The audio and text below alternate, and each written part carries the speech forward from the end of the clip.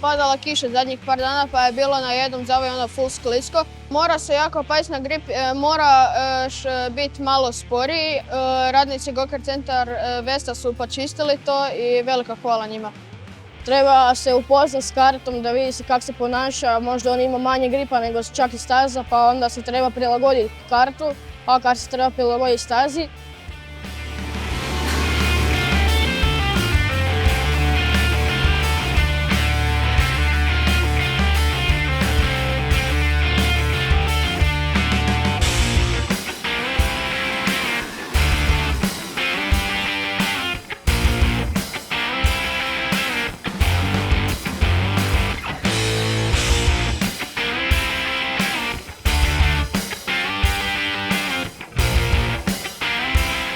Bila je jako teška borba i bilo je jako zanimljivo, nisam ga uopće mogao prestići, ali sam ga u zadnjem krugu sam mu se nekako ugurao i evo, na kraju sam prvi.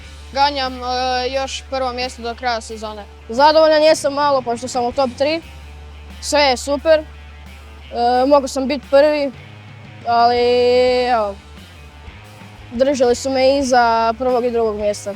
Guben je imao drugo mjesto, prošli SVS, ja sam imao prvo. Biće neizvjesna borba do kraja, ali ću ja na kraju vjerojatno biti prvi.